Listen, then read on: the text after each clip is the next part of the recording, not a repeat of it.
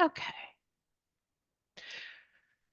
Welcome to ODSECS 41, Performances of Wonder, Geographies of Knowledge, a roundtable discussion with Tita, Chico, Patricia Martins-Marcos, and Allison Gibeily about the epistemological and methodological implications of wonder for 18th century studies. Tita will chair this roundtable discussion with Patricia and Allison, but before we venture forth into wonderful and marvelous territories, a few words about Tita, who needs no introduction, but I'm going to introduce her anyway, as her praises are many and should be sung. Professor Tita Chico is a brilliant, generous, funny, and an internationally recognized figure in the study of the history of literary and scientific cultures of the 18th century. You may know her from such books as Designing Women, The Dressing Room in 18th Century English Literature and Culture, or The Experimental Imagination, Literary Knowledge and Science in the British Enlightenment, and or her recent Cambridge Elements on Wonder, Literature, Science, and the Long 18th Century. Or you may know her from some of the 20-plus articles and chapters that she's written. Tita's work has recentered the literary and affective in studies of 18th century knowledge production. She has shown that literary ways of knowing and feeling, that wonder must be part of the history of the Enlightenment, including, or perhaps especially, histories of the Enlightenment as the emergence of rationalization and the technological domination of nature. Tita is leading the roundtable today, and I'm going to leave her the joyous task of introducing the other participants. So I'm going to now hand over to lovely Tita. Oh, Elaine, thank you. I can't quite match up to all of this. But thank you very, very much. And it is so lovely to be here with everyone and to see all of us together in this format. So today, as Elaine has said, comes from this roundtable idea of performance of wonder, geographies of knowledge. And this is part of a larger project. I want to thank very specifically the Benjamin Meeker Distinguished Visiting Professorship here at Bristol, which has enabled me to come and collaborate with Elaine on a variety of aspects of wonder. We last week had a Makerspace Day, and we have lots of ideas and plans. This roundtable is, I am absolutely and gorgeously delighted to be with Patrícia and Ali as soon as this idea of developing a roundtable came together. Patrícia and Ali, you two were the first people I thought of, and you very graciously immediately said yes. What they both bring, and you'll see, is a geographic and methodological and intellectual capaciousness to what 18th century studies is, what it can be, and what it ought to be. Today, we are thinking about this landscape as populated by wonders and wondering.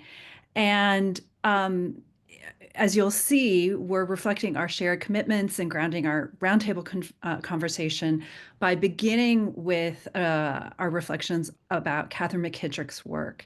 And in your ticket and in the material, we shared the paragraph from Dear Science and Other Stories that it has animated and brought us together intellectually.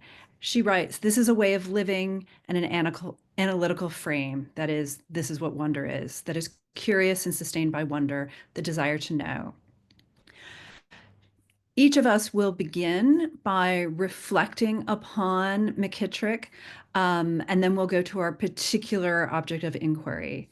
So let me first, Patrícia will go first, and I will introduce her. And I'll give both of the introductions right now, and then we'll just proceed. Patrícia Martins-Marcos is assistant professor in the Department of History of Science, Technology, and Medicine at the University of Oklahoma. She is currently working on two book projects: Imperial Whiteness, Race, Patriarchy, and the Sciences of Human Improvement in the South Atlantic. The second project is A History of Blood from Genesis to Genomics, which offers a detailed inquiry into the many meanings, both material and metaphoric, of blood in Europe and the Americas. She is published very, very widely and brings important interventions into the history of science, the history of race, and their implications in our study of these archives. Allison Gibeily is a PhD a candidate in English and a Mellon Cluster Fellow in Middle East and North African Studies at Northwestern University. And I have to say, she's also an MA from the University of Maryland. She studies embodied and oral literary practices in 18th and 19th century Arabic travel writing.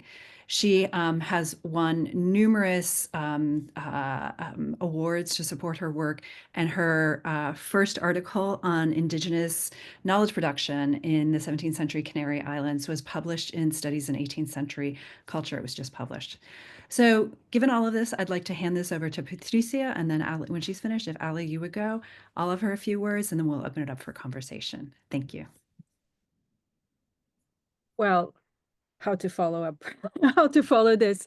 Well, thank you very much. First of all, thank you so much to Tita for the invitation. It is a true honor to be here with you and to share some thoughts and ideas on what wonder can be for us as historians of science, scholars of science studies, and scholars of the 18th century.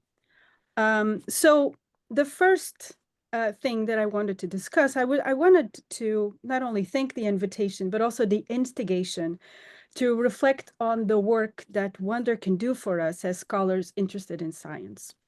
Our stepping stone for this reflection, as Tita already mentioned, was Catherine McKittrick's Dear Science, a piece of scholarship that, as many of you know, crosses so many formats and boundaries that I cannot help but to somehow see in its approach to discipline, undisciplined discipline, as somehow related to early modern and 18th century scientific genres and epistemes. 18th century scientific sources know no disciplinary master. They may start with a poem, move to a, quote, true account, and at some points veer towards wild flights of infatuation and metaphor. However, much unlike McKittrick, which uses devices of the surrealist imagination, as Robin Kelly once put it, like art, music, poetry, and community, to produce modes of thinking and make Black liberation material, 18th century scientific actors instead mobilized their non-disciplinary capacious toolkits to envision projects of control and extraction, which became a hallmark of colonial domination and scientific modernity. In this structuring crux, inhabiting by totalizing ambitions for universal knowledge, power, and domination, it is at this crux that McKittrick's work of wonder departs from our 18th century actors. Instead of aiming for captivity, fixity, and universality, her bid is one of liberation, solidarity, and radical Black self-definition. Because, as she puts it, quote, Black people have always used interdisciplinary methodologies to explain, explore, and story the world. Because the effort of thinking and writing and imagining across a range of texts, disciplines, histories, and genres unsettles suffocating and dismal and insular racial logics, end quote. Put differently, through the scaffold of wonder, Black methodological rigor configures a toolkit for a kind of knowledge production that is incommensurable with Western scientific modernity. In the following minutes, I will try to explore exactly what this means. This knowledge and its attending epistemic vision represents far more than a reaction to Western scientific modernity. Thus, instead of orienting its intervention, that is McKittrick's intervention, by adhering to the fault lines of scientific universality, fixity, and discreteness, and I will further elaborate on these last two ideas, fixity and discreteness, in the remaining of the paper, Black methodologies of liberation offer a radically self-defined, autonomous, and sovereign way of knowing as well as being. For this reason, I propose that while the work of liberation, which, as McKittrick notes, strives to define Black life beyond the provincial of universalism, of scientific racism, and biocentric determinism, requires wonder, the work of building scientific scaffolds of truth instead demanded a project of unwondering the world.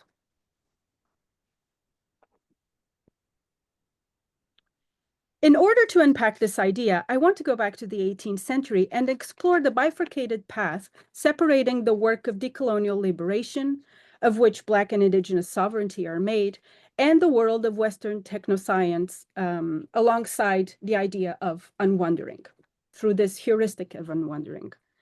In the scene depicted here, in this image on the natural history expeditions organized by the Portuguese crown in the Amazon in the 18th century, we get a glimpse of the novel scientific vocabulary deployed to collect, organize, and reclassify, but as well as dispossess the world.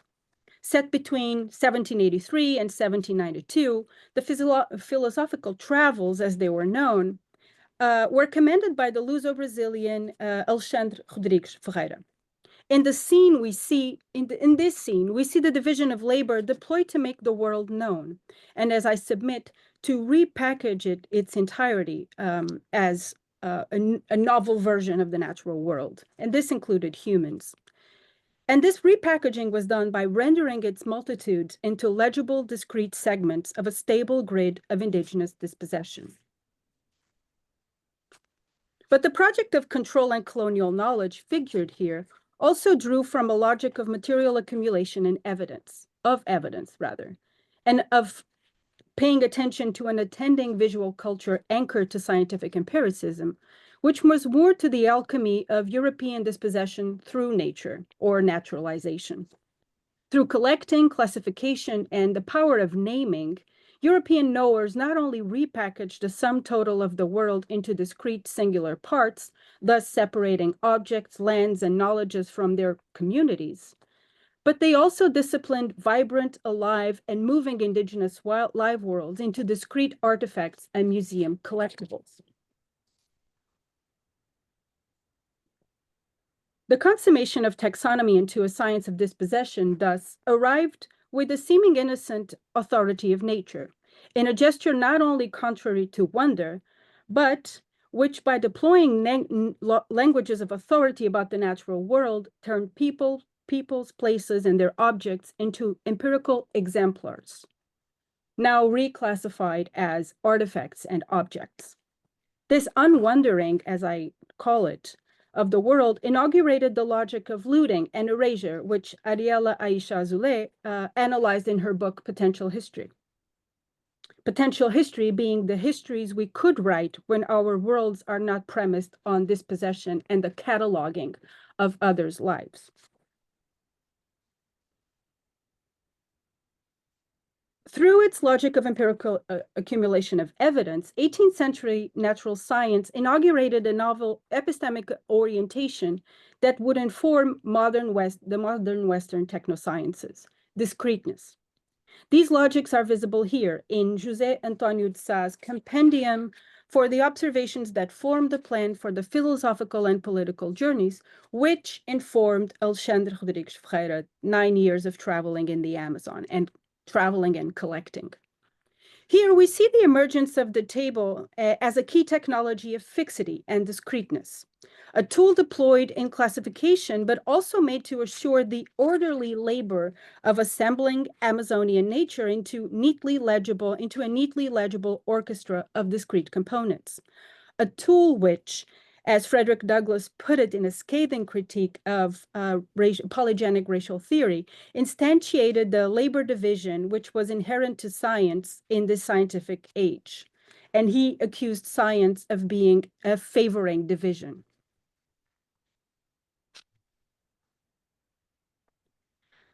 The table as technology facilitated the cumulative impulse of scientific agents organizing dispossession under a new language of nature, which continues to be enacted in today's museums. Here, for example, we see the reduction of native life, both in the US and Africa, or the current US and Africa, into tropes of primitive living. More importantly, we see the aliveness of culture rendered into mere still life. This discreteness of the diorama relies on the fixity of indigeneity as only past, as extinct, in other words. And if, as Achille Mbembe noted, Western theory was created to discipline contingency, then the diorama aestheticizes its ambitions of universality, validated through perpetual natural laws. This is another slide which we can discuss further in the Q&A. Oh, jumped too far ahead. So to conclude, I want to point to some ways in which, thinking with McKittrick and many others, we can seek an exit from the seeming inevitability of the single scientific trajectory and the naturalization of its epistemic hegemony. And I call this refusing ethnography. My first foray into this discussion took place in a paper I wrote for Radical History Review, which was called Blackness Out of Place. While I wrote it before Dear Science, I actually was informed in a lot of my framing by McKittrick's previous book, Demonic Grounds. And I used it to think about the exclusion of Black subjectivity and Black presence from Portugal's national imagination, despite the fact that, and this is very important to note, not only was Lisbon the early modern Black capital of Europe, but the Portuguese was the empire that not only inaugurated the transatlantic slave trade, making it hereditary, perpetual, and racialized, the first empire to actually produce that through legal mechanisms in the 15th century, but it was the empire that also enslaved the most people for the longest time. While I was writing this paper, I became increasingly interested in the incommensurable methods of knowledge making that Black subjects had deployed not only to render themselves visible, despite concerted efforts to erase their presence from the production of public space and from monuments, but ultimately to produce forms of knowledge about their own experience, forms of knowledge that were autonomous from this Western scientific episteme, according to which, and McKittrick talks about this, they would only always be confined to the circle defined by scientific racism. I call their methods of intervention in public space countervisual quilombismo, and quilombismo is marronage in Portuguese, deeming it a form of epistemic marronage based not on reacting to Western science and traditional methods of history writing and archiving, but on refusing the ethnographic gaze and its emphasis on division, classification, perpetuity, and fixity. This method, instead, is sovereign and self-defined. As a brief example, and really to conclude, I only have 2 more slides, I want to offer 2 concrete examples of what I see as this. The first example I took from the work of the Angolan artist Kiluanji Kiahenda, which we can see also on these previous slides. This is all Kiluanji's. Against the ambitions of fixity and stillness and perpetuity that are, for example, codified in statues and monuments and in the table, and which undergird Portugal's mythological accounts of glorious tales of imperial conquest as they are represented in stone-chiseled monuments, Henda aims not for perpetuity and stillness, but rather uses the aliveness of Black subjects, their performing bodies, and their movement to confront what Nicholas Murtzoff calls white space. And in that manner, to render visible the many pasts whose silencing is required in order to preserve fictions of colonial innocence. The second example I want to offer comes from the work of Brazilian indigenous artist Anita Ekman. Through performance, again, and the use of her own body, she interrogates the production of forests, how forest comes to be a concept that doesn't exist in Brazilian native epistemologies, and even the very notion of the human, that, as she and many other Brazilian native thinkers have over and over noted, is a Western imposition for them. They see rather their bodies as in a continuum with the rest of nature, which is why the notion of discreteness became so important for me in thinking about their contribution. And so in this sense, Ekman uses her body and space to interrogate interconnected histories of Afro-Indigenous death and dispossession as they were provoked by Portuguese imperialism in Brazil. And at the same time, she also uses them to affirm the aliveness both of herself and her people. The indigenous peoples are, in fact, not extinct.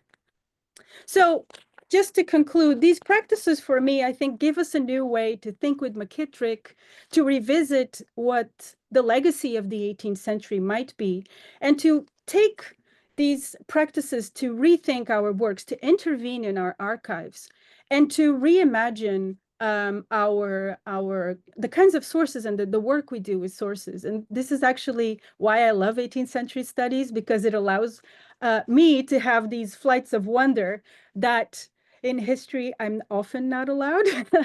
So this is my space also of liberation, and I'm looking very much forward for the rest of the conversation, your comments and questions. Thank you.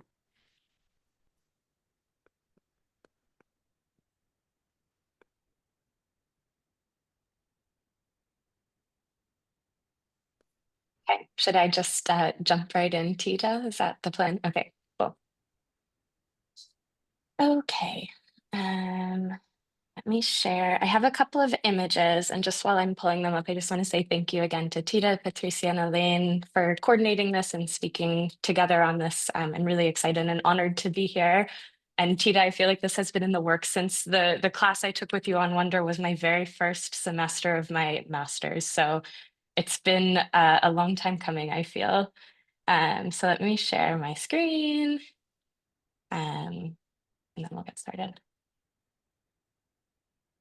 Okay, is that showing up for everybody? Cool. Yes. Thank you. So at the heart of our discussion today, just before I begin, is a meditation on how knowledge is produced. And to have any such conversation, I think that we must first acknowledge the ongoing destruction of knowledge that we are witnessing in Gaza. According to the UN, as of December 2024, which at this point is a fairly outdated statistic, so it's likely higher, the Israeli military strikes have destroyed nearly 90% of schools in Gaza, which includes every university. So I want to offer my remarks today in the midst of this unprecedented and ongoing genocide and scholasticide, the violence of which has been concentrated in Palestine, but has impacted the entire region where I currently live in Amman, and where many of the archives that I study are located in Beirut and Aleppo. So I hope that we can all keep this front of mind throughout our conversation. I think it's quite relevant to what we're talking about, and also just keep it front of mind always. Okay. So to begin, this is the same passage that we've all talked about. But what strikes me most in McKittrick's words, both here and in later parts of her book, is the drawing together of what seems to be contradictory, or at least in tension. To think with wonder is to be at once precise and detailed, and also forever in pursuit. To read and write, and also to groove, which is a word McKittrick uses a lot and one that I really love. It's to know generously something that is constantly shifting, to be committed and attentive to the physical work of this process, both as we pursue it today as scholars and thinkers, and as it impacted the objects that we study and wonder about in their own time. Critically, these tensions are not points to be resolved for McKittrick. Rather, the dynamism and the labor required to hold them together and also to set them free is of the utmost importance. This is a methodological shift. McKittrick asks us to move away from what she calls descriptive data-induced answers and towards what she calls elsewhere verb activities, which is a hyphenated phrase for her.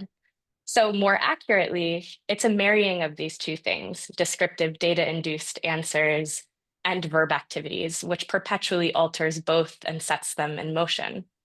To me, this seems to be the work of wonder, not just to build knowledge, but to embrace knowledge as unsettled and unsettling, to arrive at answers, but to always be departing and re-arriving, to be curious about and hungry for multifarious methods, for new verb activities, and to find joy and camaraderie and liberation in the process, the groove. Or in Handel Tabib's chosen words, whose manuscript I'm going to focus on for the rest of my time, and these are three verbs that he uses, dara, tafarraja, wa tanazzaha. And I'm going to return to these words in a minute, but I think for now it's worth just hearing them in their original Arabic and sitting with a moment of curiosity and perhaps unknowing. Dara, tafarraja, wa tanazzaha. So A few practical notes to just sort of situate Hanna Tabib's manuscript because it's fairly understudied. The passage I'm going to discuss today comes from Hanna's travelogue, or Rihla in Arabic, which he wrote en route to Istanbul from 1764 to 1765. Hanna was a renowned merchant class Maronite Christian physician, which is actually noted in his surname Tabib, which means the doctor in Arabic. And his reputation was so established that he was ordered to leave his hometown of Aleppo and travel to Istanbul to treat an ailing member of the Ottoman court. Hanna pens his account in a consistent but unadorned Naskh script and uses a register best known today as Middle Arabic, which is an Arabic whose varied, or some would say incorrect, grammar, spelling, and orthography reflects the sound and cadence of his local Aleppan dialect more than the standardized classical Arabic one might find in the Quran or in other high literary genres. And throughout the presentation, when I'm sort of transcribing from the manuscript, I maintain his original spelling, so you'll see some of this variation. The manuscript is currently held at the Gotha Research Library in Germany, where archivist and scholar Firas Krimsti is finalizing a really brilliant translation, but the translations I'm going to use today are my own. And these are just two images. This is the cover of the manuscript, and this is the first page where you can see in red ink something akin to a title, the name of the manuscript. So much of Hanna's Rihla followed the familiar formula of the genre, both as it exists in Arabic and also in English. They're not terribly different. He explains how he arrives in each new city. He details the quality of the roads he took to get there. He notes which caravanserais have good access to food and water and medicinal springs. He is, after all, a doctor. And he compares unfamiliar things to familiar things. However, at a few select moments, Hanna digresses, turning to a less practical form of description and labeling certain sections as hikaye, meaning oral tale or story in Arabic, a popular folk genre with roots in Ottoman shadow plays, which makes significant use of physical and vocal mimicry, improvisation, and narrative variation based on a live audience's reaction. And we can talk more about sort of like the history and the roots of the genre in the discussion, because it's quite interesting. And here you'll see in the margin on the right, this says hikaye. So he's labeling this explicitly. And you can see also in the very end of the manuscript, there's actually an index where he lists all of the different hikayat. This is also a genre that McKittrick takes great interest in and structures her book around. As she puts it, the story has no answers. It prompts. The story does not simply describe, it demands representation outside of itself. I want to suggest that something similar happens in Hanna's various hikayat, which help to articulate what I'm thinking of as improvisational literature, or in Arabic, adab irtijali. So I'll take just one of Hanna's hikayat as my case study today, Hikayat al-Kutanji, the tale of the linen merchant, which you can see in the index there, which appears relatively early on in the manuscript. Upon arriving in Istanbul, Hanna receives warm welcomes from the homes at the homes of various Ottoman viziers.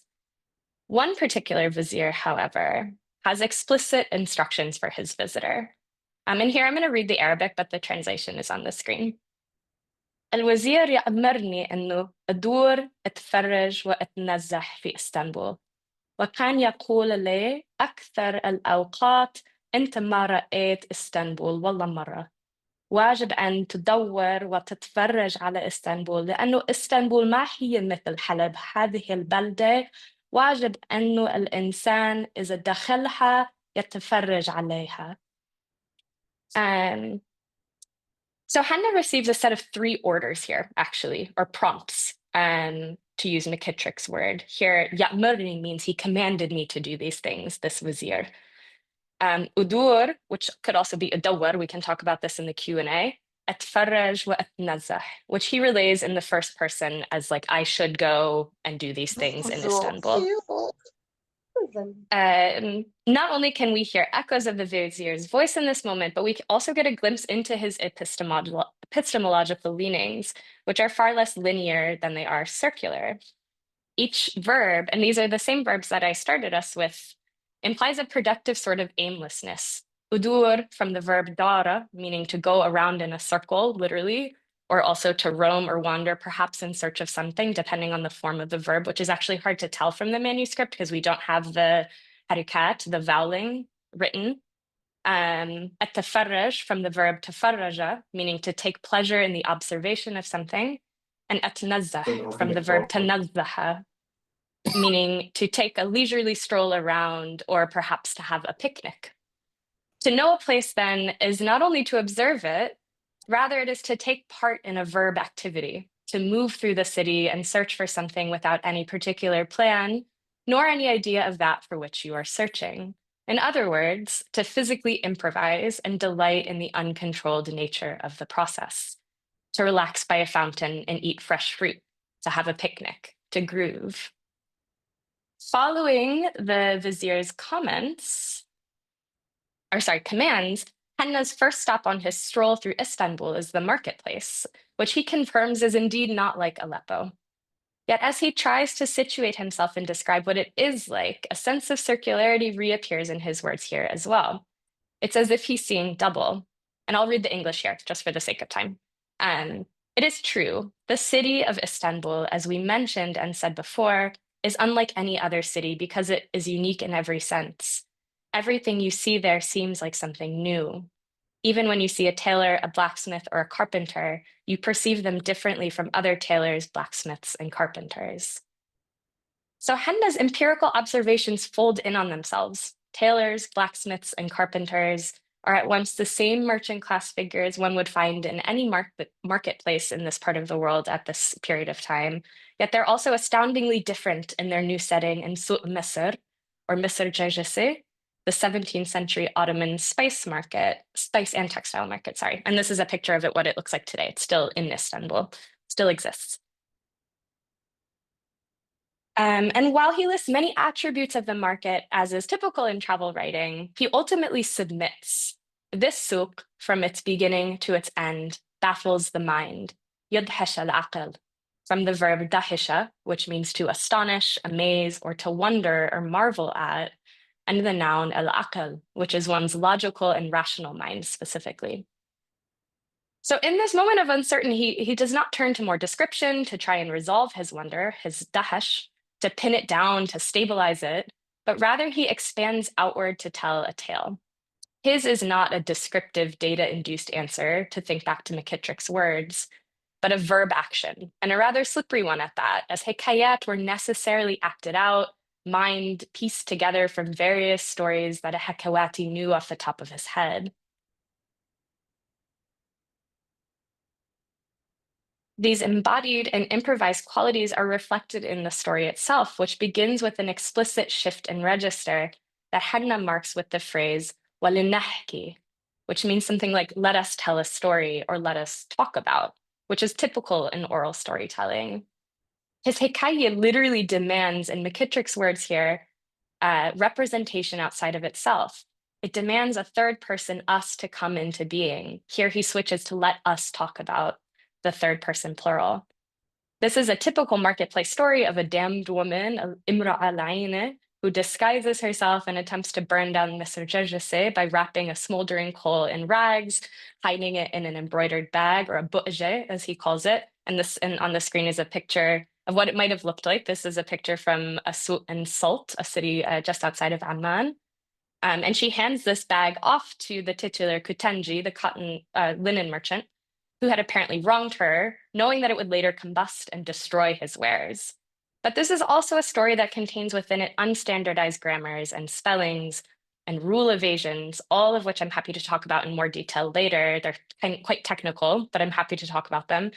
But they require, in McKittrick's words, an uncomfortably generous and provisional and practical approach, but not an undisciplined one. So to just end quickly on a question, I think through all of this, what I'm thinking about or what I'm asking is what happens when we reimagine the popular, the erroneous, and the improvised outside of this rules-based disciplinary rubric and undiscipline it?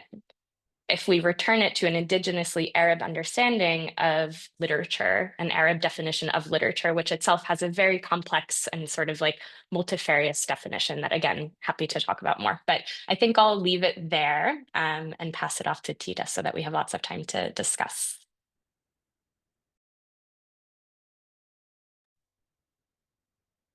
Thank you so much. Thanks, Ali. Thanks, Patricia. So I am going to put into the chat a link to my slides because I am, as it were, I am talking about a film, and I don't have the film to share with you. I just have a few slides from the film. So, and I'll note when I am interested in, or I'd like you to take a look at that. Okay. So as I said, opening, I'm here thanks to the generosity of and working with Elaine, generosity of Elaine, and the support of the Benjamin Meeker Distinguished Visiting Professorship at yes, please, Elaine. At the University of Bristol. Bristol, of course, is a key port in the history of saltwater slavery. Okay, thank you. So you'll see. Actually, Elaine, if you would just pull that, if people can just, you can take a look whenever you would like. Sorry about that. And this is the place, of course, where Colston's statue was pulled down. Deep history, deep arts history. And when I arrived here, I went to the Arnolfini Gallery, which is right by the port, right on the water, and there came across this film. It was adjacent to a larger exhibit, but it was this film that has prompted me to think in new and different ways. So I join Patrícia and Ali today to think about what wonder might mean, not only as a theme, concept, and heuristic, but also as an orientation for space and for knowledge. Inspired by McKittrick's treatment of wonder in Dear Science and Other Stories, I have, in other work, and for quite a while, I have sought to foreground and understand the intimacies that wonder makes available. And the passage that we're all considering, McKittrick holds up the idea of wonder, turning it around in her hand to inspect it and to show us its possibilities. Wonder is a noun and it is a verb. It's an object, a feeling, and an action, both of feeling and critical capacity. McKittrick teaches us that wonder to wonder opens venues and pathways, modes of apprehension and being that characterize and drive Black studies and anti-colonial thought. Its times and its spaces, the temporalities and geographies, range, rove, and roam. And its radicalism builds upon existing liberatory practices. So as I mentioned, I've spent the last several years thinking about wonder in science in the long 18th century. And some of that work is out there, but I'm still with it.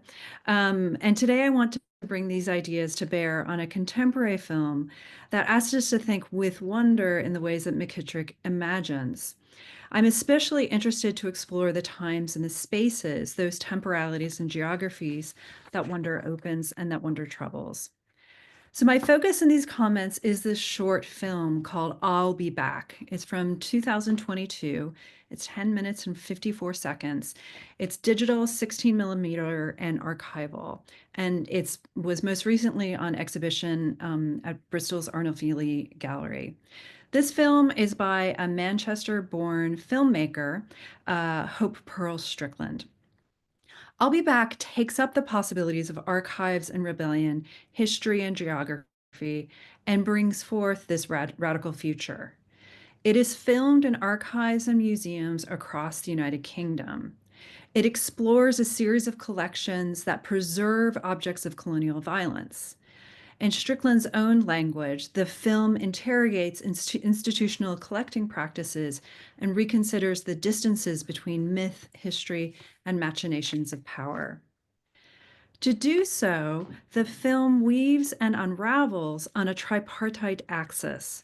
It traverses time from 18th century, 19th century, and today, and geographies, Haiti, Manchester, and Sierra Leone. These points are, first, the enduring legend of an enslaved individual who rebelled for 18 years in 18th century Haiti before being murdered by white supremacists. 2, the exposure and ongoing reproduction of the machine of what Stephanie Smallwood calls saltwater slavery in the 1780s through the figure of the slave ship Brooks of the Middle Passage, part of a contemporary rare book collection in the Portico Library in Manchester. And the third is the colonial violence in the British-occupied 1890s Sierra Leone, obscured from, yet absolutely foundational to contemporary natural history archives. So Strickland's film, it frames, and there's a chiastic structure. So it begins and it ends with the Haitian Revolution, with nighttime shots of blurry torches, it's black and white, dim outlines of crowd shuffling, and they're intertitles. And these intertitles tell the story of Francois Macondo. As Marlena Doubt teaches us, Macondo was a maroon for 18 years. He lived as a fugitive. To use Toni Morrison's words, he lived dangerously free before he was murdered by the white Haitian colonialists. Macondo as a legend is the sign, and this is Doubt's words, the sign, the symbol, and rhythm of rebellion in the Caribbean. From the moment of his murder, a legend circulated that Macondo, who evaded colonial control in life, evades colonial control in death. He transforms into an insect and slips away. As Strickland observes in interviews, Macondo's story points to liberatory futures around Blackness. They offer for her a passageway into something bright and alive. The I'll be back of the film is Macondo's promise and his legacy. It is also this film. So with this promise and legacy, Strickland wonders, how are saltwater slavery and entomology entangled? How do archives of saltwater slavery and entomology reproduce themselves? How might they be imagined, and how can Strickland's camera find this passageway towards something bright and alive? The film first confronts the Middle Passage when Strickland turns to the Brooks slave ship. Cheryl Finley, the art historian, calls this the slave ship icon. I think that formulation helps identify its functions in 18th century abolitionist culture, as well as what she calls the ritualized politics of remembering, that is a key cultural practice of artists in the African diaspora today. The film's repossessing and remembering of the slave ship icon unfolds in Manchester's Portico Library.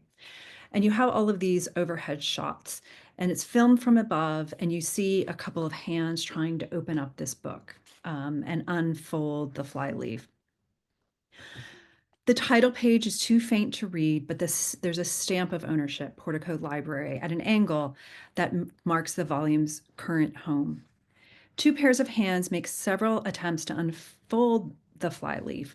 It's glued to linen. It's very difficult. There's discussion about it, the danger of tearing it to look at it.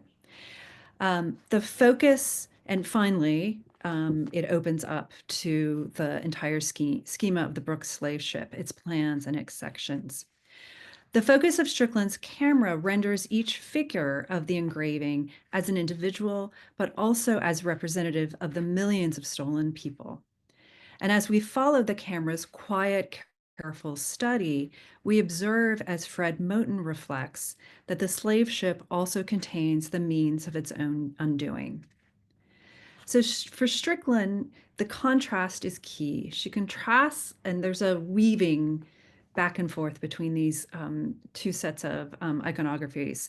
The unfolding of the slave ship icon, the undoing, remembering, and repossessing that her film mobilizes with other things that have received curatorial care and attention. These are not archives of or for enslaved peoples, nor of or for their kith or kin, to evoke Ramesh Malapidy's language. These are archives of insects. And so now you can see the slides in the slideshow. So what we have following are an accretion of shots of storage rooms, of each empty of people, but stuffed full of specimen boxes. What these shots do is they prepare the viewer to question the scientific archive as a neutral space. We see drawers and drawers and drawers, slide after slide of insects, flattened between panes of glass, ready for inspection, or pinned, as you see in this last example, pinned, all of their information stored. You can see in the tags of where and when and how they were collected. Hundreds, thousands of insects are carefully archived. You also see hands holding the, examining these slides. A voiceover, and what's interesting also about the film is we do not get faces. We get hands and we get voices. So we get a lot of these hands. An entomology curator matter-of-factly issues jarringly apologist statements. I'm not going to repeat them here. Jarring is an understatement. Horribly racially violent statements, perpetuating colonial and archival violence that teaches us, in Sylvia Wynter's sense, the drastic, utter, and urgent need for redescription. As much as the entomologists protest, the study of insects is inextricable from the study of colonialism and the legacies of saltwater slavery. And a few years ago, I looked into and saw that even Hooke's study of his spider really evokes, in 17th century microscopy, of his ant, could not help but evoke saltwater slavery in Barbados. So the same curatorial voice reproduces racial harm in the second sequence. But here, and this apologist, this isn't slavery, that nothing bad happened in Sierra Leone. It's basically what this entomologist is saying. But here the film introduces the means to reclaim, repurpose, and reimagine the violence of the archive. Research. So we have this voiceover. While the film, the camera, is filled, the screen is filled with successive images of scholarly research, teaching viewers not only the particularities of British imperialism in Sierra Leone in the 1890s, but also introducing a method of reclaiming, repurposing, and reimagining what an archive is and how it can be. Strickland's film implicitly recalls Clapperton Mavunga's recent monograph about the tsetse fly and African scientific knowledge production. In this, it's a magnificent piece of scholarship. And in this, early in his introductory chapter, he reflects upon this project and reflecting upon his own scholarly work. He writes that as he does this research, he also seeks to reclaim my own humanity through an insect, seemingly innocuous, inconspicuous, grossly underestimated, and yet, for Mavunga as for Strickland, the study of insects can be a conduit to reclaim my own humanity. It is this possibility that leads back to the film's conclusion. McCondell's promise to return, "I'll be back," reverberates in the film's final image, a cloudy, gray daytime sky with a fly buzzing in the distance, a passageway into something bright and alive. Through sound and image, Strickland's film witnesses the intellectual and moral intimacies of slavery, colonialism, and science. Through sound and image, Strickland's film mobilizes the ongoing imperative for these intimacies to be told, challenged, reimagined, and reclaimed. And with wonder, as a verb, as a noun, as a study, as possibility, Strickland's film teaches us to see with her camera that the world has, that what the world has been is vastly different from what the world ought to be. Thank you. All right, so yeah. Elaine, how would you like to proceed? I was just going to, before we jumped into discussion, ask everyone to join me in thanking our three fabulous speakers for their contributions, and then ask you, Tita, if you could ask a starting off question for our co-panelists or for the room at large. Sure, thank you. I think it's the what I see in Patricia and Ali is this idea of knowledge as settled but unsettling. So could you talk a little bit more about that, and if other people want to kind of come in and join as well? Sure, I can start. I think as a historian of science and someone who trained very much in archives and all of these materials,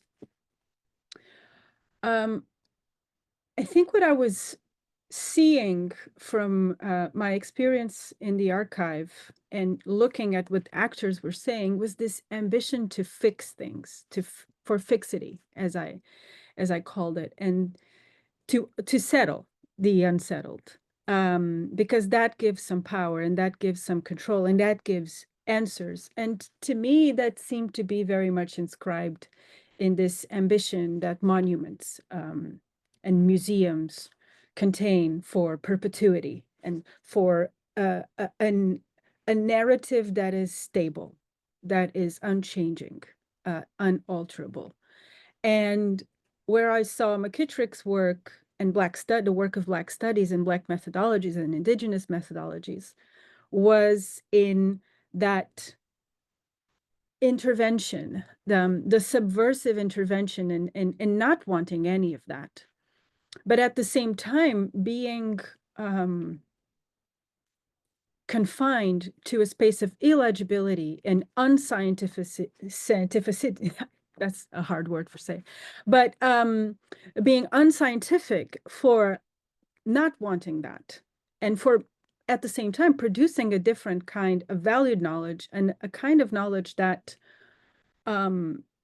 needs, by the very necessity of what it confronts and the erasures that it deals with, needs to be different, needs to reject the scaffolding provided.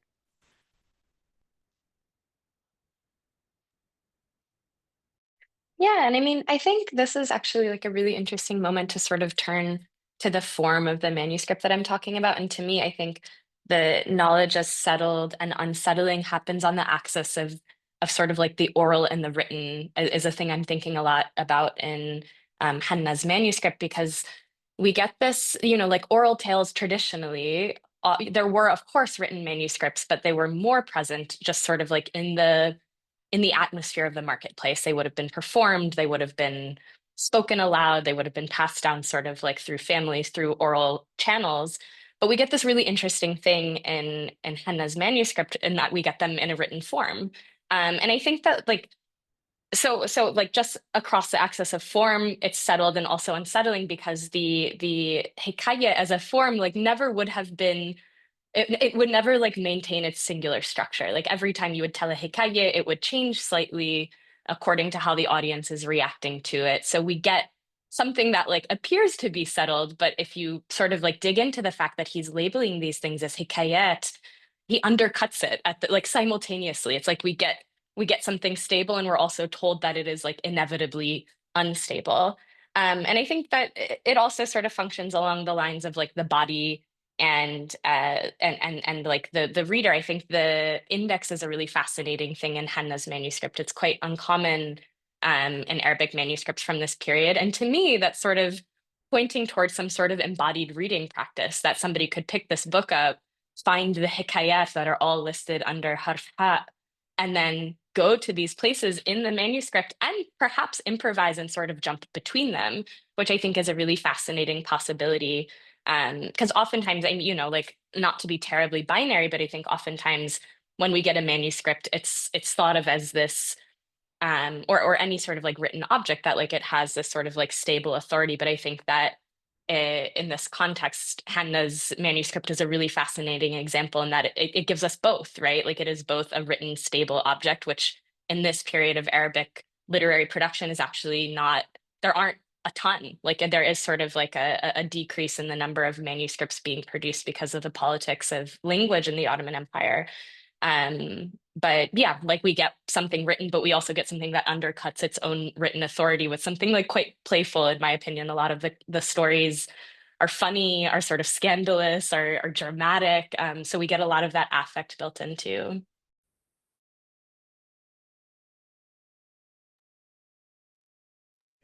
Let's open up if folks have questions that they'd like to, if you'd like to raise your hand or put a question into the chat.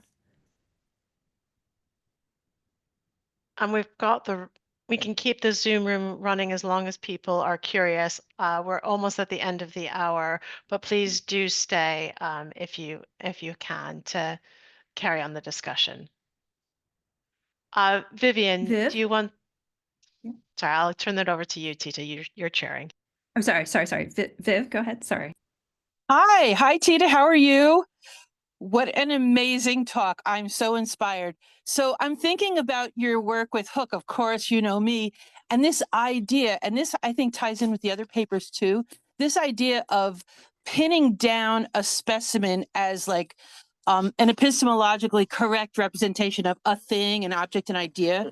And I'm thinking back to like how Hook needed, I mean, you talked about the ant, but I'm also thinking about how Hook needed all those different actual fleas to create like a composite.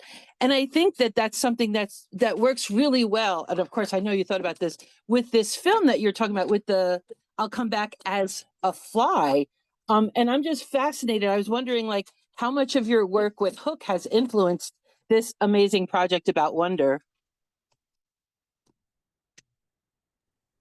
Oh, thanks, Viv. So the I can never get away from Hook. He's such a weirdo. But he's totally weirdo. But I think that it's this, you know, I was very intrigued in Patricia's work because there's this endless desire for yes, Bethany, I'm hooked. I mean, his magic land, and he's yeah. Thank you. But Patricia, this Patricia's idea of really wanting to ascertain and this kind of desire for fixity, but it never works. So the goddamn, you know, it just never works. And so there's this endless frustration. I think one of the things that I'm interesting, Bethany, we all puns make life better. But I think one of the things that retrospectively we've lost is how improvisational, how much these kind of buildings we're aspirational, we're fictions, we're absolutely fictional. So I think one of the things that this film is animated by is the kind of the utter violence of archival repositories and the way that those repositories codify a normalization of this violence. And I think the you know, at one point she talks in an interview about what her camera can do, not what she can do, but her camera. So I'm interested in how there's this kind of technology that the camera allows her as a filmmaker to unfold these intimacies and to make something new. It's an absolutely beautiful, absolutely moving kind of film. But thanks, Viv, and it's really nice to see you. Yeah. Can I follow up with something for Allison, unless somebody else had something else? Okay, cool. Allison, first of all, thank you. I've never heard of this, the tale of the linen merchant. I'm absolutely looking it up. So this idea of stories that are told and not really recorded, I think that also has a lot to do with what Tita's talking about. And I just feel like this idea of how something changes with each person and their experience is like so understudied in the field of epistemology. And I just wanted to say like, great job. Like I've never heard of that work and I feel very inspired. So I wanted to say that, and that idea of like the story changing every time, specimens always needing to be like reimagined, just perfect, beautiful. Sorry, that's it. I really loved it.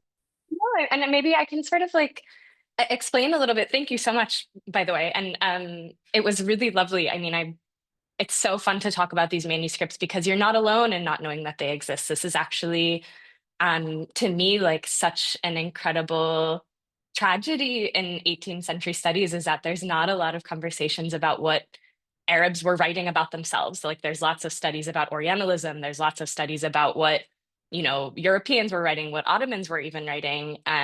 But what Arabs were writing in Arabic is actually like incredibly understudied. And I think that one of the reasons is actually the very reason that it was so exciting to you and is so exciting to me, and that it's so unstable.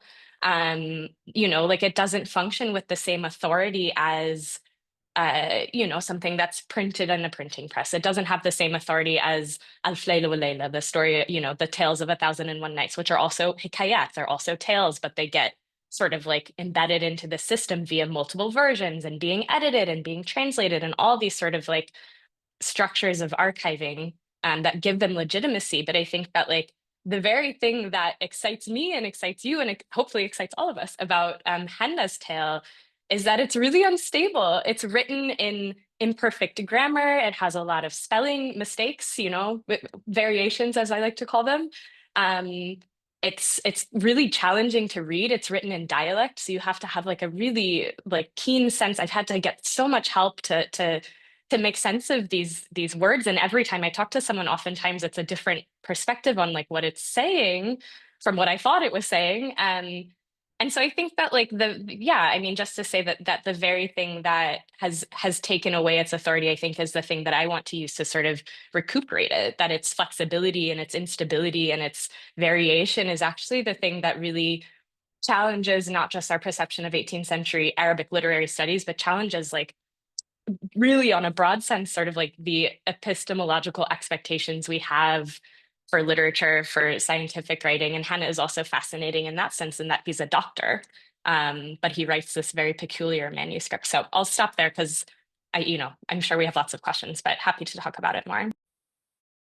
I think Gina had her hand up, and then Leith will ask you a question. Thank you. Hi, Gina. Hey, everyone. Thank you so much for this entire panel. It's really wonderful to see and hear all of you. I'm such a big fan of all of you, as I hope you know. I have a question about pedagogy, actually, and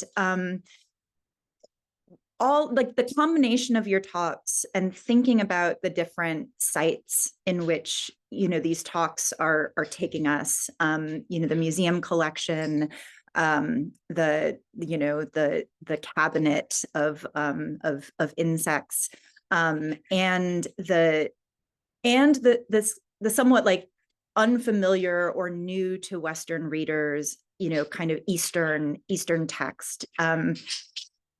In different ways, each of these prompted me to think about how ambivalent wonder is and has been in the history of imperialist epistemologies. And of course, this is one of the things that Tita's work has been really like important. It's taught me a lot in this kind of direction to think about the different valences of wonder. And so my pedagogical question is, in your teaching, perhaps, how do you balance, instilling wonder or provoking wonder in your students as part of what awakens them to, the kinds of curiosity and interest in new things and desire to learn that is fundamental to the kind of teaching that we do, and at the same time, kind of prepare them to think critically about their particular modes of wonder and how those kinds of feelings or epistemological positionings, particularly if you're bringing, like, just for example, settler scholars into, an archive of the history of enslavement, right? Or bringing Western students into an archive created by Orientalists for Orientalists, right? I'm just curious if you have anything to say about the way that you kind of both instill but also temper or frame wonder as something for your students to think about, not just as like a topic, but as something that they're being expected to have in themselves.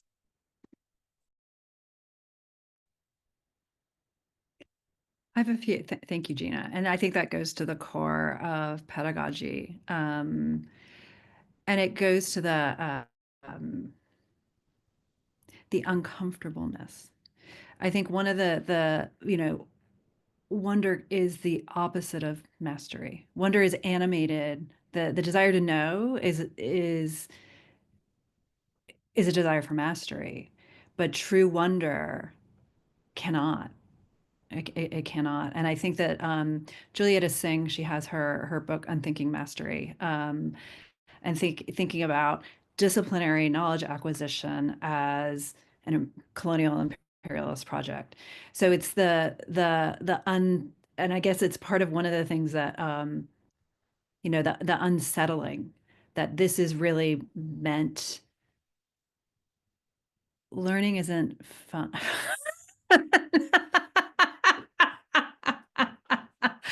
I mean, it is, right? It is.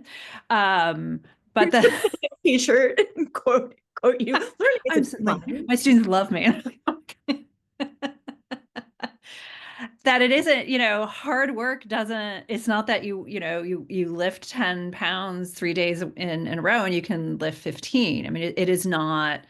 So I think that for me, the heuristic of wonder goes, even though it's been codified for, cabinet of curiosities and has been marshaled in an imperialistic context. And, Patrícia is talking about trying to codify it in all sorts of incredibly violent ways, that it is ultimately, and here I'm inspired too by Sarah Ahmed, where she says, it lets you see that the world doesn't have to be the way it is.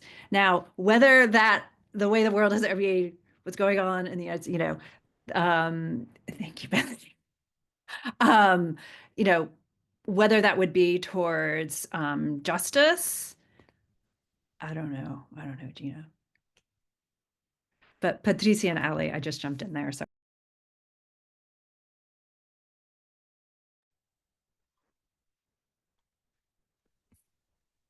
Yeah, it's thinking otherwise. I mean, I can't just choose kind of, and it's about relations. It's always relationality. So an object can only be a wonder if it produces that feeling and critical response in someone else. So it is always, always, always relational. And so it can't, this box of insects is inaccurately, and I think that's what this film does so amazingly, is gets this curator, I figured out who it is too, this curator to say these absolutely horrible things, showing that the archive is always really, that wonder is always relational. Yeah.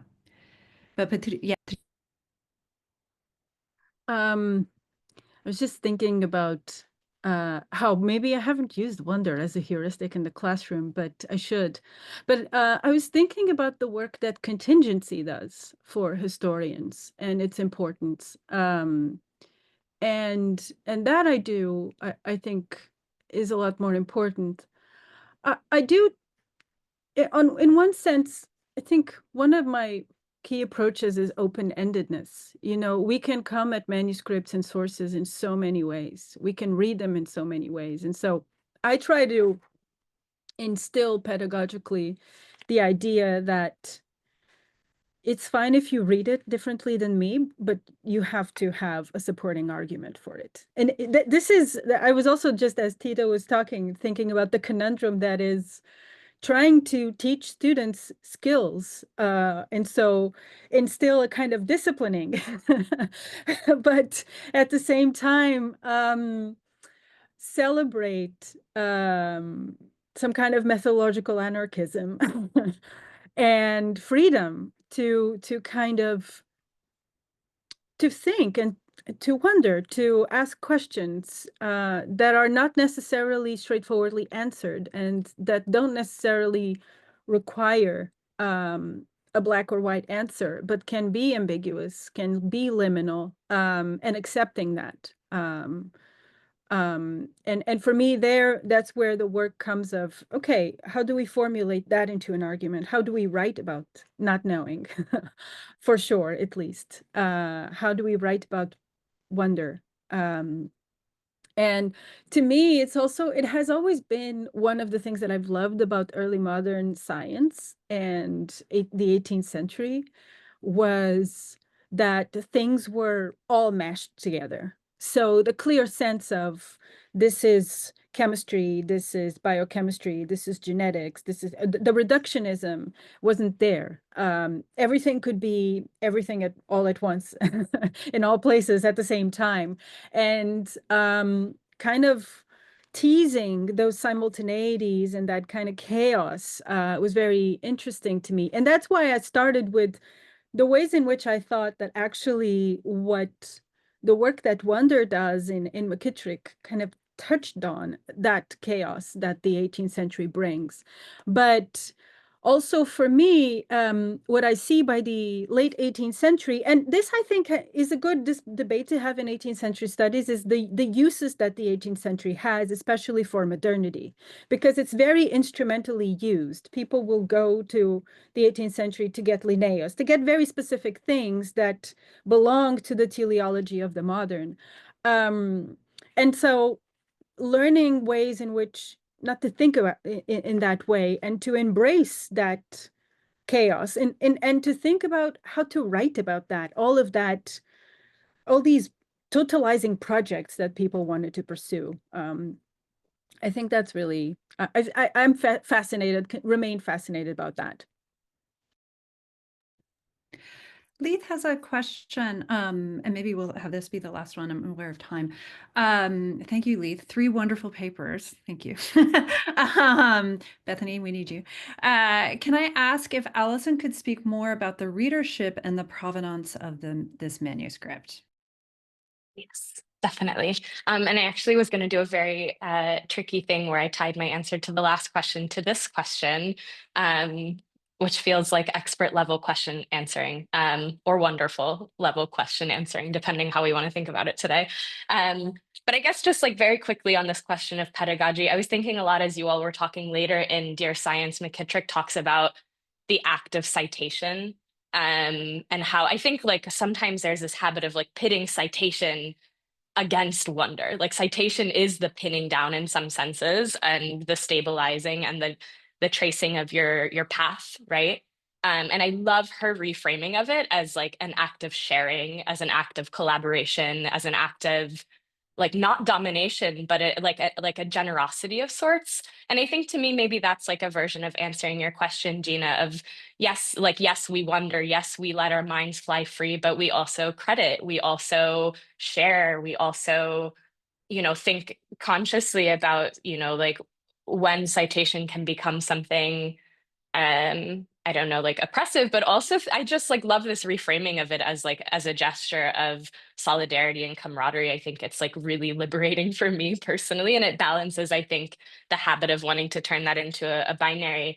And in terms of the provenance of the manuscript, I wanted to sort of just talk quickly. I mean, as you were saying, Gina, in your question, like what do we do in an archive that's created by Orientalists for Orientalists? I would sort of point out the archivist at the Gotha Research Library, Feroz Krimsti, who's the one who's working on the translation, who's a truly brilliant colleague, like one of the most generous mentors that I've had the good fortune of working with. And I think that like for him, when I showed up at the Gotha Research Library 3 years ago at this point, it was like open arms, anything you need, anything you want to take a picture of, you let me know. You take any pictures you want.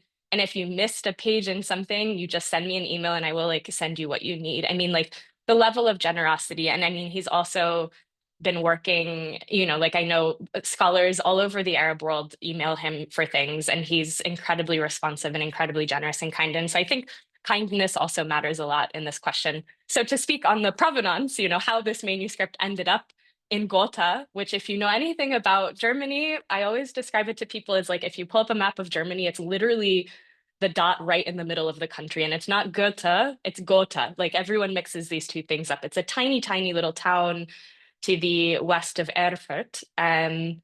And the manuscript ended up there. They actually just had an amazing exhibition about like Arab culture in Gotha. It's actually like quite present despite the fact that it's a very tiny place in Germany. They have this huge library, and a lot of the manuscripts were collected. There's a really huge collection of sort of like I don't know, like I work mostly with the Arabic manuscripts there, but they have a massive collection. I think it's the third largest in Germany, which already Germany has like really significant numbers of Arabic manuscripts.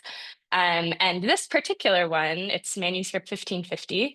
It was collected by this guy, Ulrich Jasper Sietzen. I might be mixing up his first two names, but his family name, his last name is Sietzen.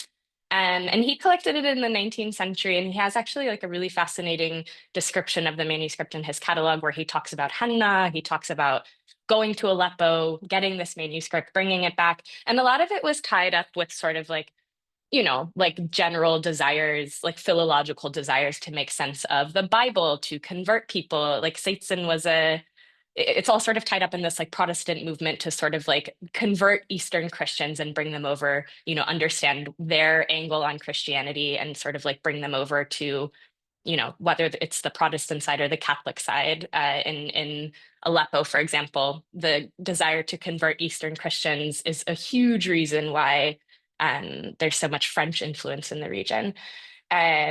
So this is how it ended up there, Sietzen. And I forget what the rest of your question was. Let me look at it. And the readership, yeah. So, I mean, in its own time, based on like what I've read about this period and also like conversations Firas and I have had, my best guess is that this manuscript in its own time was probably read by henna to an audience, because there were a lot of people who were sort of like literate in terms of being able to read and write, but there was a much larger group of people who were orally literate, is my preferred term for it, where, you know, you would listen to a book read aloud to sort of an audience. And henna in particular is a fascinating example because he had a huge library. And Firas has a really amazing article about henna's library. And he's an interesting person also because he's a Christian in the Ottoman Empire and also Christian in Aleppo, so a minority figure, but also like quite wealthy because he was a doctor. So I think that like the vectors of sort of like class and literacy and all of these things get kind of scrambled in the example of henna because he's a minority, but he's a very, very like well-known, well-respected, well-read, verbally and orally literate minority, but also someone who recognizes the value of a hikaye, which is a popular folk genre that gets inscribed into and sort of like authorized by the act of inscribing it into a written manuscript. And now the readership is tiny because it's a manuscript that is, I'm thinking, I'm sorry, I think Vivian, right, asked a question about like, how have I not heard of this? Because it's in a library in a very small city in Germany. It's not digitized. You have to physically go to Gotha and take the train from Frankfurt. And it's you know, not isolated, but it's a small place. So you have to really take effort to get to. And so I'm really excited for Firas's translation, which hopefully should be coming out in the next couple of years, because I think that will make this more accessible and also just Arabic literature from this period more accessible. There are a couple of things that have been translated, but it's really quite sparse still.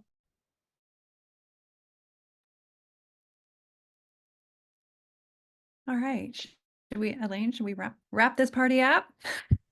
We can wrap this party up. I think we can send people away wondering about fragility and fixity and the, you know, that space in between of orality and writtenness of things that are monumentalized and pinned down, but always advertising their fragility. And just again, thank all of our amazing speakers. Thank Tita for organizing the roundtable and for Allison and Patricia's generous contributions. So thank you all. And thank our audience for coming to ODSECS this morning, afternoon, evening, wherever it is, wherever you are. Welcome. And we hope to see you again next month. Thank you so much. Thanks, everyone.